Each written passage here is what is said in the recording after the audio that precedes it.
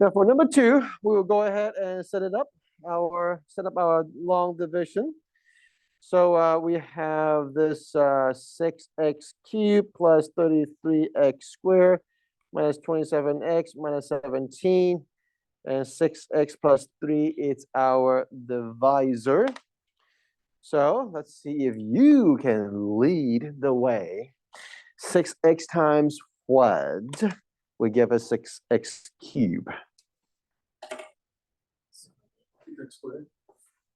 Not 6x squared, just x squared. Because 6x times x squared gives you 6x cubed. Okay, so we ask a very simple question. What do you multiply to get us the desired thing? And then 3 times x squared, 3x squared. And again, this is a subtraction. So the 6x cubed will be gone. What do we write down here? 30x squared, yes. 11x squared, how? 3 times 11 is 30, but we're subtracting. Okay, so that's why I make that little circle around the minus, just to remind us that, hey, we're doing subtractions. Okay, don't get distracted. And then we bring down the next term, and then we ask the same question again. Hey, 6x times what would give us 30x squared? 5x. Oops. 5x, right? So that gives us 30x squared, and then plus 15x. And again, it's a subtraction. So 27, negative 27 minus 15 would be negative 42. Where do you get the 15 from? 15 from here, 3 times 5x. All right, take a moment, take a look at it. Yes?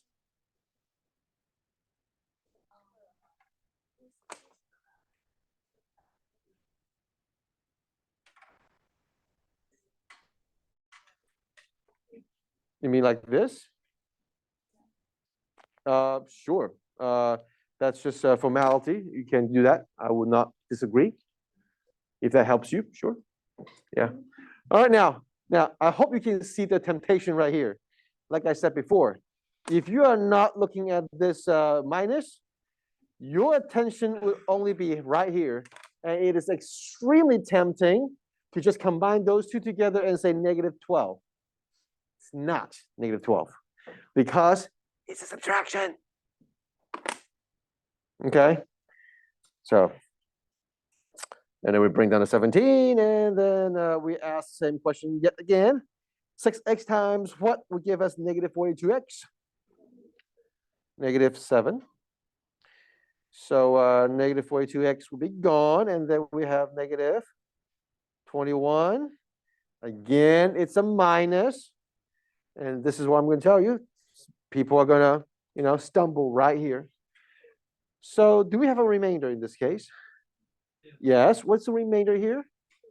It will be positive 4. Because you have negative 17 minus negative 21, which is a plus 21. All right. So these are really the obscure places that you have to pay attention to. And if you know what's going on, then you're good. So how do we express our answer?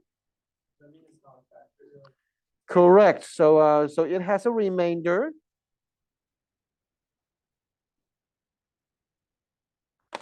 And we will put down the remainder. And this is the reason why when I started the lesson, I gave you a division that is not a nice one. It has a remainder because I really want you to see the parallel between this polynomial long division and your good old long division back in elementary school. They are exactly the same.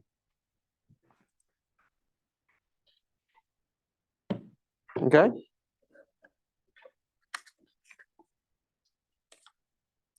All right, now, let's move on to example right down below number 4.